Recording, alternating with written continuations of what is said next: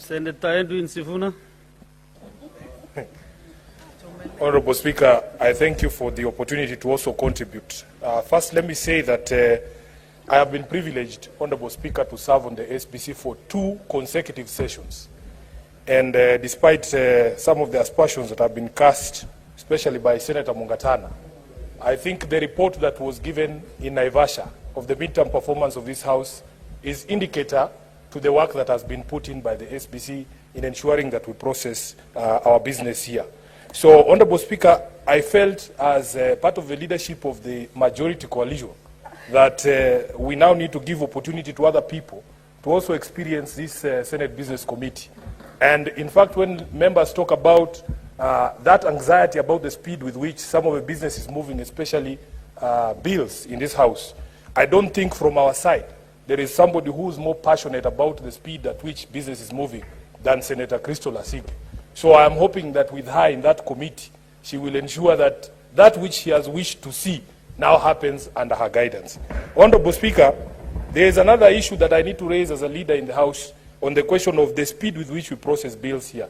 It is also a question of dedication and quorum, presence of members on this floor. I remember at those meetings of the SBC, we have struggled, and the whips especially have felt the weight. Honorable Speaker, when you look at an order paper has almost 30 bills and they keep recurring week after week. Honorable Speaker, we want to ask members that these last 2 years of the life of this Senate, people appear to process those bills, and especially the sponsors of the bills. Honorable Speaker, how many times have we had to drop bills because the sponsors were not in the House? So I also want to urge that whereas SBC can prioritize that business, we need the sponsors of the bills to be here, Honorable Speaker. Finally, Honorable Speaker, there's a matter that has been raised here, and I'm sure you've said you're going to give guidance, but also as members of the House and the leadership, we can also guide. Mr. Speaker, the Constitution is very elaborate. It's very elaborate. You'll see it starts out by defining what Parliament is, then separating the roles of the Senate and the National Assembly. Honorable Speaker, it goes to be specific enough as to the roles of each of those houses, the matters that can be processed there, and the matters that cannot be processed there. On the question of which party is a majority party, there is absolutely no mention throughout the entire document of the Constitution of the Senate. In my view, it means that the leadership or the designation of a majority party is set in the National Assembly. And I will tell you why I think that, Honorable Speaker. Because it would be very absurd, Honorable Speaker, as SG of ODM, for my party to be the majority down there, and I'm in a minority here.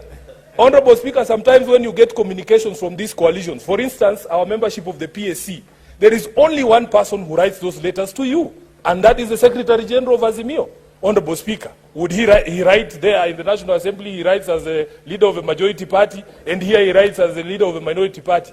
These are some of the absurdities that I think would arise if we would not follow the designation. And by the way, Honorable Speaker, I want to be very clear that we in the majority coalition are going to ensure we enforce that court order, because we are believers in the rule of law.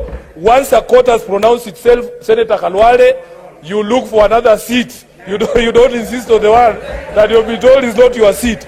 So therefore, Honorable Speaker, you cannot tell us, a member of the Senate cannot stand here and say, oh, the courts are out there and we are here. We exist in a constitutional order that the things that happen here have consequences outside, and that the process of checks and balances and oversight requires that other organs also look into the issues that are being done by this particular institution. So therefore, Honorable Speaker, we will not allow people to conflate issues.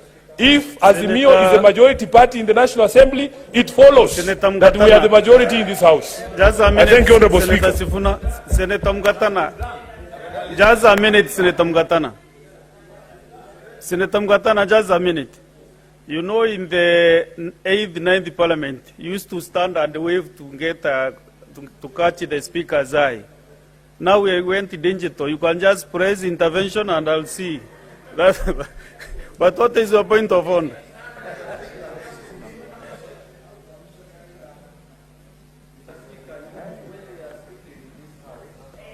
Give him the mic.